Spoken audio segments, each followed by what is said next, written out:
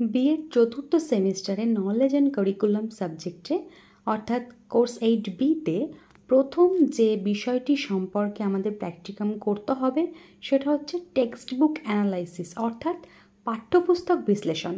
সেখানে প্রথমেই আমরা সূচিপত্র অংশটা লিখে নেব, তারপর একে একে বিষয়ের বিশদে লিখব।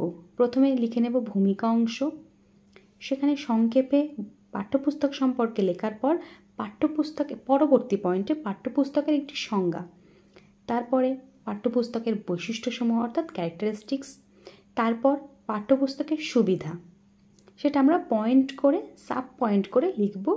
তারপর পাঠ্যপুস্তকে যেহেতু সুবিধা লেখা হয়েছে তার একটা অসুবিধা থাকবে, সেটি অসুবিধা লেখার পর পাঠ্যপুস্তক ও সহায়ক পুস্তকের মধ্যে পার্থক্য। পরবর্তী পয়েন্টে লিখতে হবে আদর্শ পাঠ্যপুস্তকের গুণাবলী, তারপর পাঠ্যপুস্তকের প্রয়োজনীয়তা, অবশ্য প্রয়োজনীয় যেটা, তারপর পাঠ্যপুস্তক নির্মাণের নিয়মাবলী, কীভাবে আমরা পাঠ্যপুস্তক নির্মাণ করব, তারপর পাঠ্যপুস্তক বিশ্লেষণের নির্ণায়ক, সেটা আমরা সাব পয়েন্ট করে লিখব।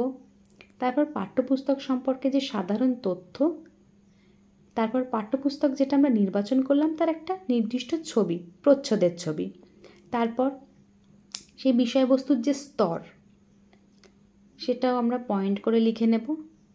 তারপর ভাষাতাত্ত্বিক স্তর একে একে আমরা সেটাও পয়েন্টের মাধ্যমে লিখব। তারপর তার ধারণাগত দিক, তার পরবর্তী পয়েন্টে আমরা লিখে নেব বিষয়বস্তুর সাংগঠনিক অবস্থান।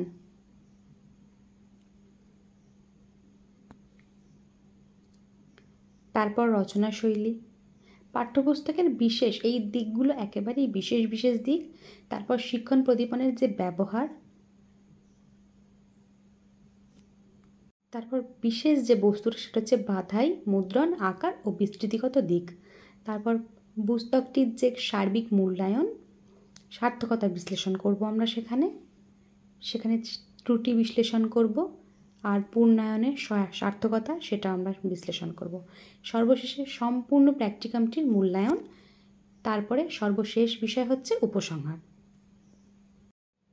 ভিডিওটি সম্পূর্ণ দেখার জন্য অসংখ্য ধন্যবাদ। বিএড 4th সেমিস্টারের শিক্ষার্থীরা যদি এই ভিডিও দেখার পর উপকৃত হয়ে থাকেন অবশ্যই লাইক করবেন, সাবস্ক্রাইব করবেন এবং বন্ধুদের সাথে শেয়ার করবেন।